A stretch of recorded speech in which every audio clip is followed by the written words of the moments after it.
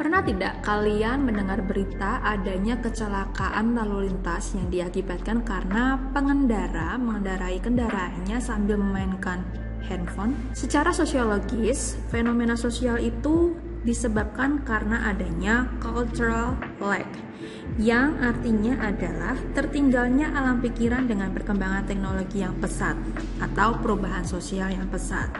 Jadi, karena adanya penemuan teknologi yang makin canggih dan sangat cepat, tidak sebanding dengan kesiapan budaya dari masyarakat yang menerimanya, sehingga penemuan-penemuan baru itu justru memberikan dampak yang negatif.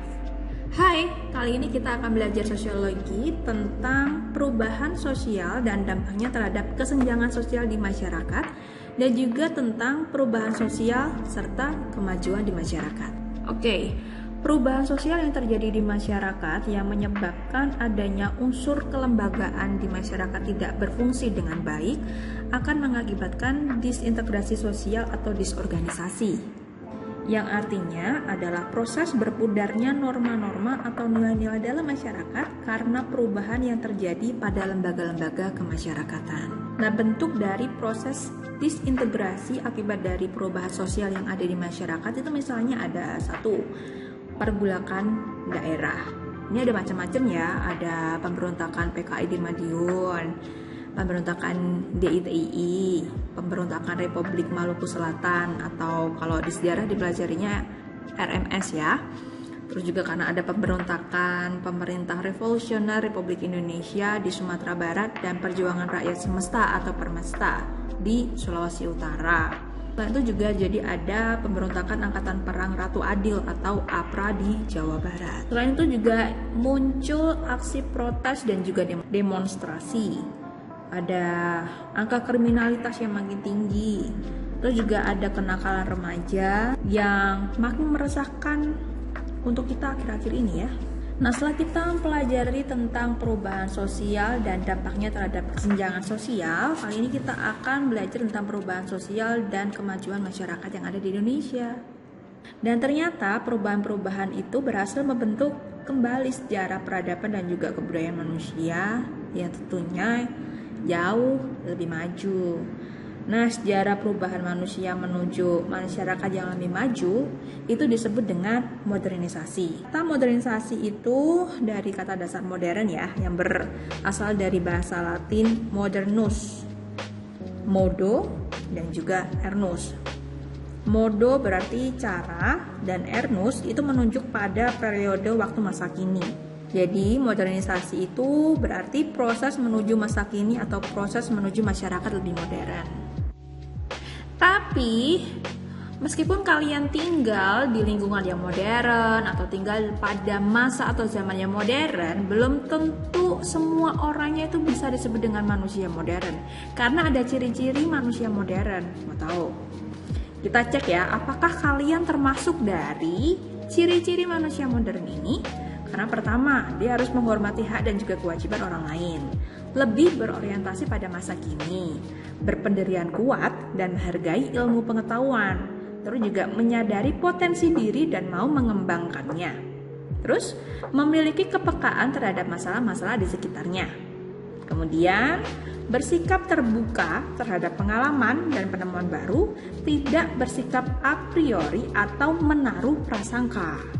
Nah, yang ketujuh, senantiasa mempunyai informasi yang lengkap sehingga penilaian terhadap perubahan didasarkan pada kekurangan-kekurangan yang dihadapi. Jadi kalau misalnya ada berita baru nggak langsung dipercayain, tapi dia mencari informasi secara lengkap dulu. Nah, kalian udah kayak gitu semua belum? Nah, bagaimana kita bisa melihat modernisasi pada sekitar kita?